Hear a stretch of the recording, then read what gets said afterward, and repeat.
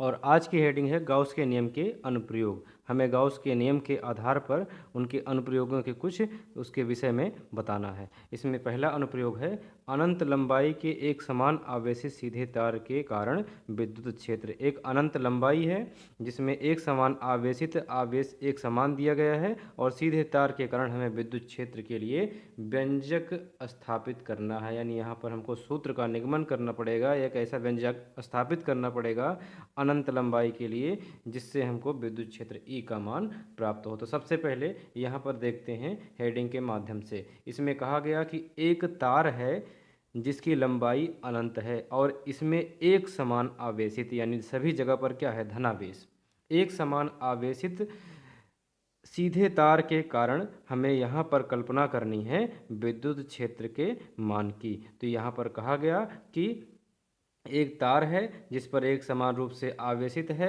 धनावेशित है, जिससे r दूरी पर एक कण P है। यहाँ पर आवेश के कारण विद्युत क्षेत्र उत्पन्न होगा और इसके बाद इसमें हम गाउस नियम का अनुप्रयोग करेंगे, यानी गाउस का नियम लगाएंगे। गाउस का नियम इसके पहले वाले वीडियो पार्ट 3 में है, उसे आप लोग पढ़िए और समझिए। गाउस नियम के साथ साथ तीन और जरूरी जानकारी होनी चाहिए। गाउस नियम के बाद उसे पढ़ाया गया है कि रैखिक आवेश घनत्व क्या है, पृष्ठीय आवेश घनत्व क्या है और आयतनी आवेश या आयतन आवेश घनत्व क्या है।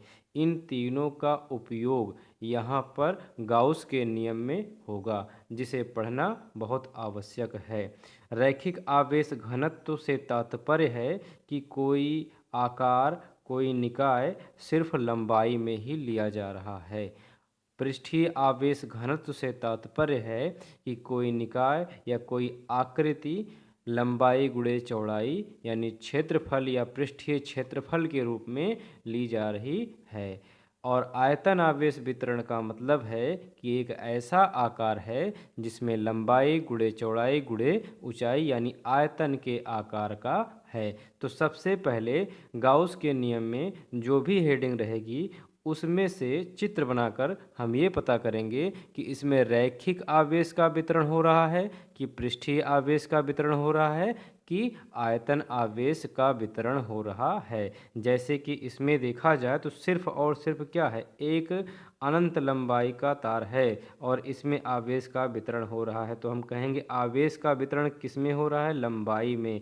यानी इस आकृति में, इस चित्र में सिर्फ एक लंबाई में ही वितरण हो रहा है और अगर लंबाई में वितरण होता है तो वहाँ पर उत्पन्न होता है रैखिक आवेश घनत्व। तो शुरू करते हैं इसकी हेडिंग। सबसे पहले हेडिंग लिखेंगे अनंत लंबाई के एक समान आवेशित सीधे तार के कारण विद्युत क्षेत्र। सबसे पहले क्या करेंगे, एक अनंत लंबाई का तार खींचेंगे, इस पर धनावेश आरोपित कराएंगे, केंद्र O से r दूरी पर एक कण P रखेंगे और इसके बाद हम बताएंगे कि इसी P पर हम विद्युत क्षेत्र की कल्पना करेंगे। तो यहाँ से एक r दूरी P दिखाई गई, इसी प्रकार से r दूरी पर P डैश और इसी प्रकार से r दूरी पर दिखाया गया है P डबल डैश।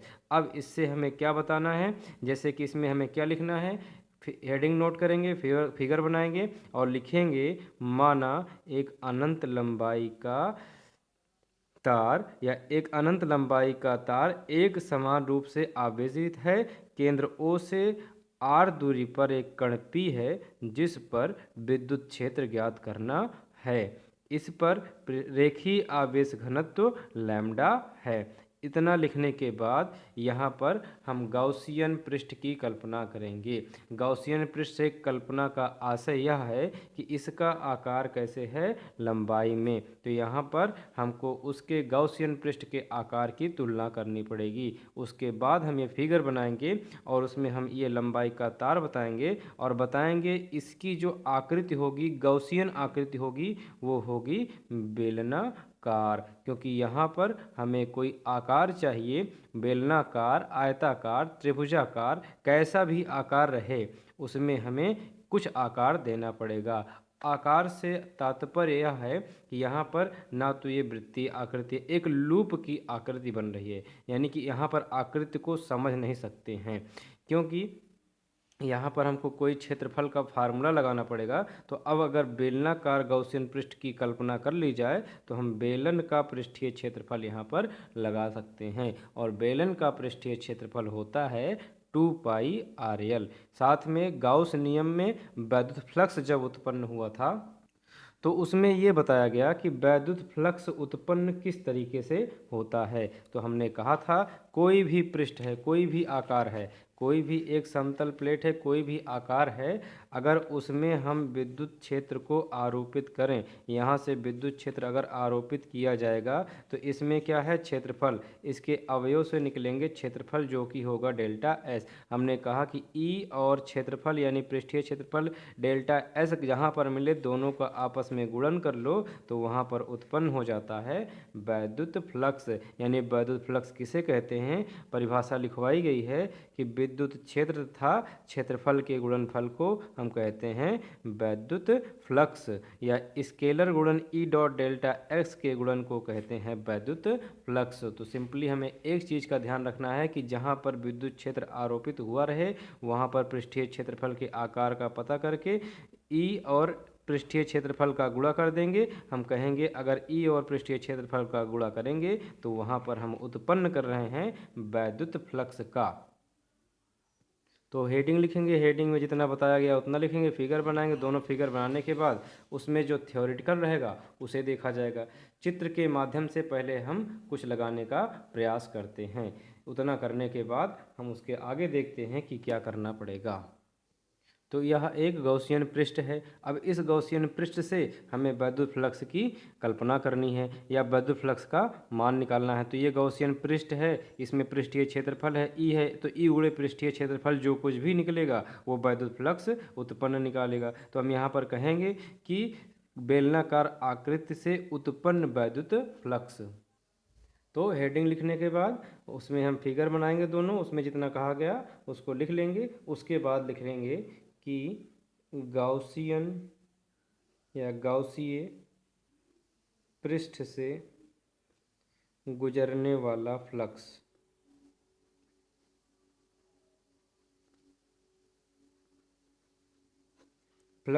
क्या होता है, या वैद्युत फ्लक्स क्या होता है, फाई। और फाई बराबर हमने कहा कि होता है विद्युत क्षेत्र और गुणे पृष्ठीय क्षेत्रफल। तो हर बार पृष्ठीय क्षेत्रफल अलग अलग आएगा। हम देखेंगे यहाँ पर क्षेत्रफल किस आकृति का है, तो यहाँ पर लिखेंगे पृष्ठीय क्षेत्रफल। अब इसके आगे फाई इज इक्वल टू विद्युत क्षेत्र क्या है, ई है। अब इसके बाद गुणे पृष्ठीय क्षेत्रफल क्या है, और पृष्ठीय क्षेत्रफल यहाँ पर आकृति कैसी है, बेलनाकार। तो हम बेलनाकार आकृति की पृष्ठीय क्षेत्रफल का मान रखेंगे, और बेलनाकार आकृति का पृष्ठीय क्षेत्रफल होता है 2πr l। इक्वेशन नंबर हो जाएगा फर्स्ट।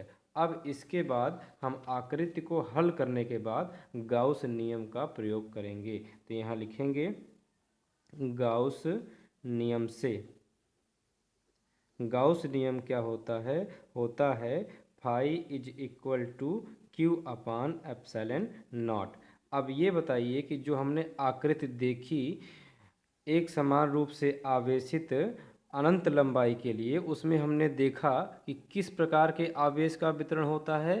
तो कहा गया कि उसमें रैखिक आवेश वितरण होता है। तो रैखिक आवेश वितरण लैम्डा बराबर होता है क्यू अपान एल। हमें यहाँ पर क्या करना है, क्यू का मान निकालना है। तो हमने लिखा lambda is equal to Q upon L, upon 1 कर लिए तो क्यू का 1 में मल्टीप्लाई हो जाएगा क्यू, और लैम्डा का एल में हो जाएगा लैम्डा एल। यानी कि हमारे पास है Q is equal to lambda L. तो यहाँ पर लिख लेते हैं phi is equal to Q बराबर रख देते हैं लैम्डा एल, तो क्यू के प्लेस पर स्थान पर हो गया lambda L upon epsilon nought. Equation number second. अब इसके बाद क्या करना है, समीकरण 1 और 2 को देखना है, तुलना करनी है। यहाँ पर लिखेंगे समीकरण 1 व समीकरण 2 से।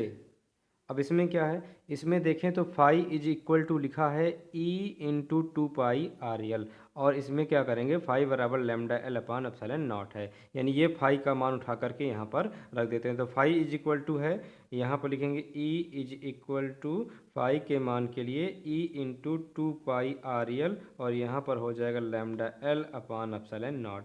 अब मान किसके बराबर निकालना है, यहाँ पर देखें हेडिंग पर, हेडिंग में कहा गया कि अनंत लंबाई के एक समान आवेशित सीधे तार के कारण हमें विद्युत क्षेत्र का व्यंजक दीजिए। तो विद्युत क्षेत्र किससे व्यक्त करते हैं, ई से, यानी हमें मान किसके बराबर निकालना है, ई बराबर। तो ई इज इक्वल टू हो जाएगा, जो गुणांक होगा हो जाएगा बटे में, तो ई इज इक्वल टू हो जाएगा लैम्डा एल अपान, जो गुणांक है वो बटे में आ गया 2πr और इंटू एप्सिलॉन नॉट। अब इस एल से इस एल को कर देंगे cancel, E is equal to यहाँ पर आएगा लैम्डा अपान 2π एप्सिलॉन नॉट पहले लिख लेते हैं और व्यवस्थित रूप में हो जाएगा ये आर।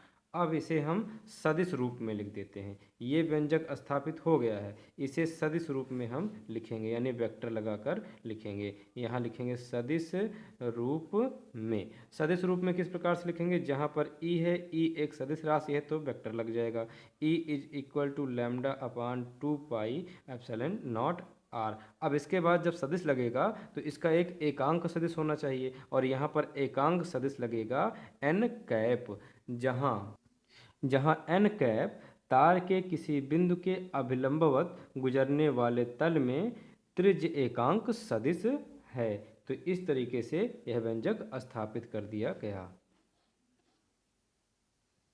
इसके बाद गाउस के नियम के अनुप्रयोग की नेक्स्ट हेडिंग है, एक समान आवेशित अनंत समतल चादर के कारण विद्युत क्षेत्र। यहाँ पर भी विद्युत क्षेत्र के लिए व्यंजक स्थापित करना है गाउस के नियम के अनुप्रयोग के कारण, लेकिन यहाँ पर जो निकाय है वो आकृति है वो अलग है, यहाँ पर समतल चादर है। तो हम सबसे पहले एक समान आवेशित, यानी कि धनावेश है तो धनावेश ही रहेगा, वो एक समान हो गया, ऋणावेश है तो ऋणावेश ही वितरित किया जाएगा। अनंत समतल चादर, तो यहाँ पर देखिए सबसे पहले एक समतल चादर ली गई है और इसके बाद इसमें क्या कहा गया है कि एक समान रूप से धनावेश आरोपित कर दिया गया है। अब इसके बाद इसको अक्ष के माध्यम से दिखाया गया है, जैसे एक समतल चादर है तो चादर में हमें क्या दिखाई दे रहा है कि इसकी लंबाई है और इसकी चौड़ाई है, यानी लंबाई गुणे चौड़ाई बराबर होता है क्षेत्रफल। तो यहाँ पर क्षेत्रफल से आशय है कि इसमें किस आवेश का वितरण हो रहा है, इसमें वितरण हो रहा है पृष्ठीय आवेश घनत्व सिग्मा का, और सिग्मा बराबर होता है Q अपान A।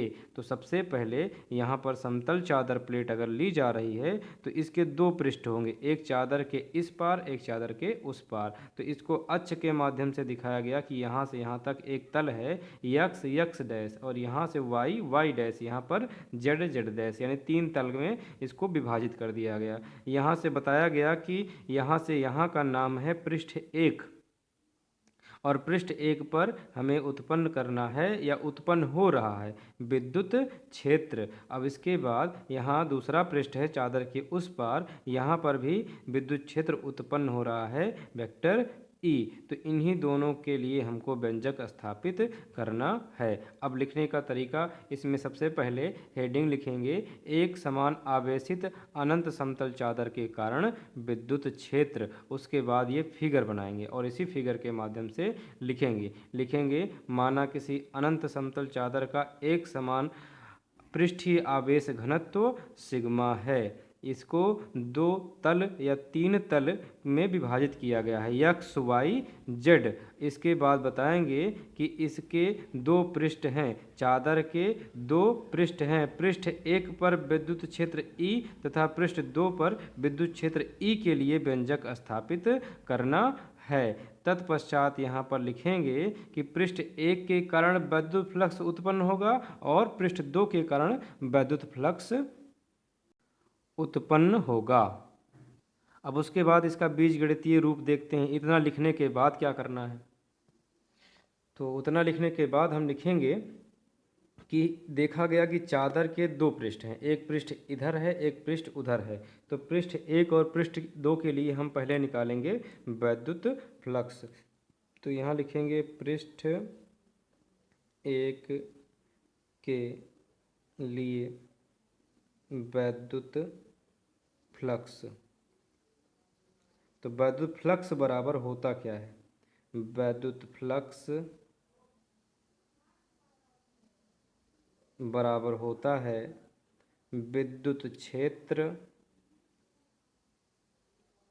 गुणे पृष्ठीय क्षेत्रफल, और यहाँ पर प्रयोग करना है हमें क्षेत्रफल का, क्योंकि क्षेत्रफल यहाँ पर मिल रहा है लंबाई गुणे चौड़ाई। तो वैद्युत फ्लक्स हो जाएगा फाई, और फाई इज इक्वल टू, यहाँ पर दो पृष्ठ हैं तो पहले पृष्ठ को हम कर लेते हैं फाई वन, क्योंकि दो फ्लक्स उत्पन्न होगा, एक पृष्ठ एक से दूसरा पृष्ठ दो से। तो phi one is equal to विद्युत क्षेत्र हो जाएगा ई और क्षेत्रफल हो जाएगा ए, यानी कि phi one is equal to हो जाएगा ई ए। ये हो जाएगा समीकरण नंबर 1। अब इसी प्रकार पृष्ठ 2 के लिए निकाल लिया जाए। तो पृष्ठ 2 के लिए वैद्युत फ्लक्स, तो फार्मूला तो वही रहेगा, सिर्फ वैद्युत फ्लक्स के जो पृष्ठ 2 है वो फाई से हो जाएगा फाई 2।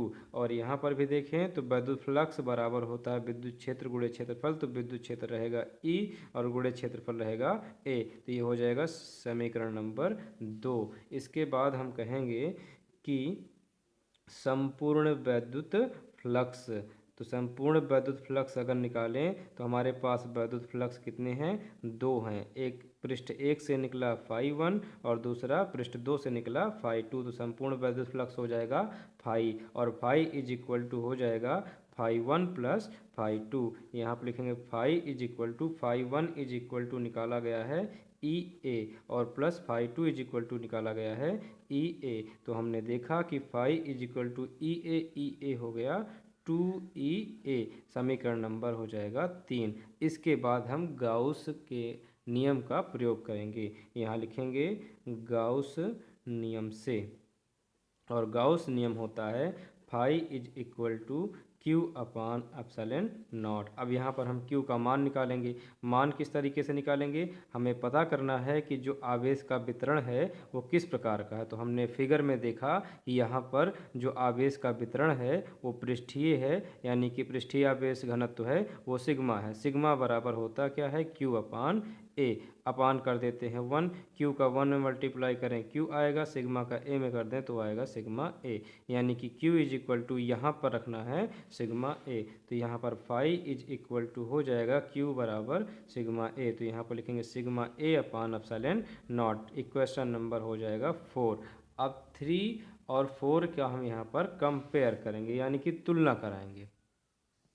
तो समीकरण 3 व 4 की तुलना करने पर, समीकरण 3 व 4 की तुलना करने पर, तो तुलना अगर करें तो हमें देख रहे हैं कि phi is equal to 2E है, और यहाँ phi is equal to sigma A upon epsilon nought है। तो फाई बराबर है 2E। तो जहाँ फाई लिखा है वहीं पर लिख देते हैं 2E, क्योंकि फाई का मान है इतना, इज इक्वल टू यहाँ पर लिखेंगे sigma A upon epsilon not. तो हेडिंग है क्या? हेडिंग है कि एक समान आवेशित अनंत समतल चादर के कारण विद्युत क्षेत्र, यानी कि हमें E इज इक्वल टू निकालना है। तो हम यहाँ पर किसके बराबर निकालेंगे? E इक्वल टू, तो E बराबर होगा सिग्मा ए अपान, ये दोनों क्या हैं? गुणांक हैं। गुणांक कहाँ जाते हैं? बटे में। तो यहाँ पर हो जाएगा 2 और ए, ये आ गए बटे में, और बगल हो जाएगा एप्सिलॉन नॉट। ये ए से कैंसिल आउट हो गया। E इज इक्वल टू निकल कर आया सिग्मा अपान 2 एप्सिलॉन नॉट। यही है अनंत समतल चादर के कारण विद्युत क्षेत्र। अब इसको हम सदिश रूप में लिख सकते हैं। सदिश रूप में लिखने पर, तो यहाँ पर अगर हम सदिश रूप में लिखें इसे, तो लिखेंगे E के स्थान पर हो जाएगा वेक्टर E, और यहाँ पर आएगा सिग्मा अपान 2 एप्सिलॉन नॉट। यहाँ पर भी सदिश का एकांक सदिश होगा n कैप, और n कैप से आशय है, और लास्ट में लिख देंगे कि जहाँ n कैप तल के अभिलंबवत इससे दूर जाता हुआ एकांक सदिश है। इस तरीके से हेडिंग कंप्लीट हुई। और अब गाउस नियम की नेक्स्ट हेडिंग है एक समान आवेशित पतले गोलीय खोल के कारण विद्युत क्षेत्र फिर से हमें निगमन करना है, लेकिन आकृति चित्र जो है वो दूसरा है। यहाँ पर जो चित्र मिलेगा वो एक समान आवेशित पतले गोलीय खोल, यानी आकृति कैसी होगी, गोलाकार। तो यहाँ पर पतले गोली खोल के कारण हमें बताना है विद्युत क्षेत्र का मान। तो सबसे पहले यहाँ पर अगर हम गोले की बात करें तो ये है पतला गोलीय खोल, और इस गोले पर हमें क्या बताया जा रहा है कि एक समान इसे आवेशित करना है। तो सबसे पहले लिया गया एक गोलीय खोल यानी एक गोलीय आकृति, और इस पर वितरित किया गया एक समान रूप से आवेश, वो चाहे धनावेश हो अथवा ऋणावेश, यानी कि एक ही आवेश होना चाहिए, उसे ही कहेंगे एक समान आवेशित। अब इस पर आवेश को वितरित किया जाए तो यहाँ पर तीन स्थितियाँ निकल कर आती हैं कि यहाँ पर विद्युत क्षेत्र तीन प्रकार से उत्पन्न होगा। जैसे कि केंद्र पर विद्युत क्षेत्र क्या होगा, इसके पृष्ठ पर विद्युत क्षेत्र क्या होगा, या इसके पृष्ठ के बाहर जहाँ पर डैश डैश करके रेखाएं खींची गई हैं, यानी कि यहाँ पर विद्युत क्षेत्र क्या होगा। तो हमें बताना पड़ेगा कि केंद्र पर इसका विद्युत क्षेत्र का क्या प्रभाव पड़ेगा, इसके पृष्ठ पर विद्युत क्षेत्र का क्या प्रभाव पड़ेगा, और इसके बाहर जो गॉसियन पृष्ठ कल्पना की जाएगी उस पर विद्युत क्षेत्र का क्या प्रभाव पड़ेगा। तो सबसे पहले बाहर से ही गॉसियन पृष्ठ से ही शुरू करते हैं कि नंबर 1 खोल, ये गोलीय खोल है, खोल के बाहर विद्युत क्षेत्र। तो शुरू करते हैं। सबसे पहले इसमें हेडिंग लिखेंगे एक समान आवेशित पतले गोलीय खोल के कारण विद्युत क्षेत्र। उसके बाद ये फिगर बनाएंगे। अब फिगर की बात करी जाए तो यहाँ केंद्र O है, यहाँ से यहाँ की दूरी कैपिटल R है, और जो गॉसियन पृष्ठ की तुलना की गई वहाँ की दूरी स्मॉल r है। यहाँ पर एक कण R है और यहाँ पर एक कण P है जिस पर विद्युत क्षेत्र ज्ञात करने हैं। यहाँ पर गोलाकार है इसलिए आवेश का वितरण कैसा है, पृष्ठीय आवेश घनत्व है। तो सबसे पहले हम हेडिंग लिखेंगे और ये फिगर बनाएंगे, और फिगर के माध्यम से लिखेंगे माना कैपिटल R, माना R त्रिज्या का एक पतले गोलीय खोल का एक समान पृष्ठीय आवेश घनत्व सिग्मा है, जिस पर आवेश एक समान रूप से वितरित है।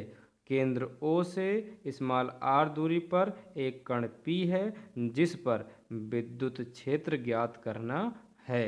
तो नंबर 1 हेडिंग लिखेंगे कि खोल के बाहर विद्युत क्षेत्र। अब इसमें ये कहेंगे कि O से स्मॉल r दूरी पर एक कण P है जिस पर हम विद्युत क्षेत्र का परिकलन करेंगे। तो आइए परिकलन करते हैं। अब इतना लिखने के बाद सबसे पहले हम हेडिंग को लिखने के बाद उसमें हम क्या लिखेंगे ये देखते हैं। यहाँ पर लिखेंगे सबसे पहले ये गॉसियन पृष्ठ है, तो हम लिखेंगे गॉसियन पृष्ठ O से P पर दूरी कितनी है r। यहाँ पर गॉसियन पृष्ठ पर उत्पन्न होगा वैद्युत फ्लक्स। तो यहाँ पर लिखेंगे गॉसीय पृष्ठ पर वैद्युत फ्लक्स, और वैद्युत फ्लक्स बराबर बताया गया फाई बराबर होता है विद्युत क्षेत्र गुणे, यहाँ पर क्षेत्रफल कैसा है, पृष्ठीय क्षेत्रफल है, तो यहाँ लिखेंगे पृष्ठीय क्षेत्रफल। अब इसके बाद क्या करना है, हम यहाँ पर फाई बराबर लिखते हैं कि विद्युत क्षेत्र क्या होता है E, और इनटू पृष्ठीय क्षेत्रफल। पृष्ठीय क्षेत्रफल किसका चाहिए, गोले का, और गोले का पृष्ठीय क्षेत्रफल होता है, इस गोले का पृष्ठीय क्षेत्रफल होगा 4 पाई स्मॉल r स्क्वायर। देखिए हमें स्मॉल r और कैपिटल R का ध्यान रखना है। हम इस गोले की बात कर रहे हैं क्योंकि यहाँ पर लिखे हैं गॉसीय पृष्ठ, तो गॉसीय पृष्ठ की जो दूरी है, जो त्रिज्या है वो है स्मॉल r, तो हम यहाँ पर r के स्थान पर रखेंगे स्मॉल r। तो इस तरीके से ये बन जाएगा इक्वेशन नंबर फर्स्ट। अब इसके बाद हमें यहाँ पर गाउस नियम का प्रयोग करना पड़ेगा। तो यहाँ पर गाउस नियम होता क्या है, phi is equal to Q upon epsilon nought. हम यहाँ पर आवेश का वितरण देख रहे हैं और आवेश का वितरण किस प्रकार से है, गोले पर यानी पृष्ठीय क्षेत्रफल पर। तो यहाँ पर हम लिखेंगे चूंकि सिग्मा बराबर, क्योंकि पृष्ठीय आवेश घनत्व क्या होता है, सिग्मा, सिग्मा बराबर Q अपान A। और यहाँ पर थोड़ा ध्यान देने वाली बात ये होगी कि A का मान कुछ और होगा, क्योंकि जो क्षेत्रफल है वो पृष्ठीय क्षेत्रफल है और पृष्ठीय क्षेत्रफल, पृष्ठ पर क्षेत्रफल की जो त्रिज्या है वो कितनी है, कैपिटल R। तो A बराबर, अभी हमने देखा कि जो क्षेत्रफल होता है 4πr², ये तो पृष्ठ के लिए था। अब इस पृष्ठ के लिए क्या होगा, यहाँ पर जहाँ स्मॉल r लिखे हैं वहीं पर लिखेंगे कैपिटल R। तो A बराबर यहाँ पर रख देंगे 4πr²। तो यहाँ पर हो जाएगा sigma is equal to Q के स्थान पर तो Q ही रहेगा और A के स्थान पर रखना है स्मॉल r, तो हो गया कैपिटल R², क्योंकि यहाँ से यहाँ की दूरी है कैपिटल R।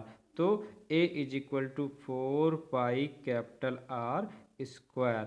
तो उसके बाद हम यहाँ पर निकालेंगे Q का मान। तो Q का 1 में मल्टीप्लाई हो जाएगा Q और इसका इसमें मल्टीप्लाई हो जाएगा सिग्मा इंटू 4πr²। अब क्या करते हैं, इतना मान Q के स्थान पर रख देते हैं। तो यहाँ आप लिखेंगे phi is equal to Q के स्थान पर रखना है सिग्मा इंटू 4π कैपिटल R² अपान हो जाएगा एप्सिलॉन नॉट। ये हो जाएगा समीकरण नंबर 2 और 1 और 2 की यहाँ पर हम तुलना करेंगे।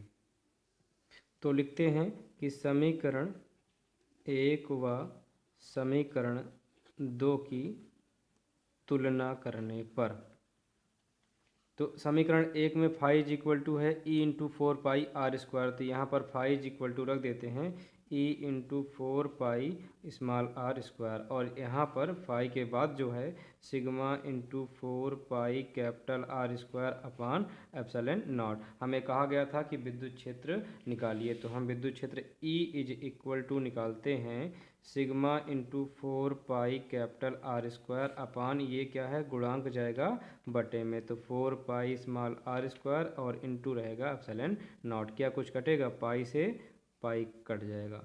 इसके बाद और कुछ कटेगा, 4 से 4 कट जाएगा। तो E इज इक्वल टू यहाँ बचेगा sigma capital R² upon small R² epsilon not.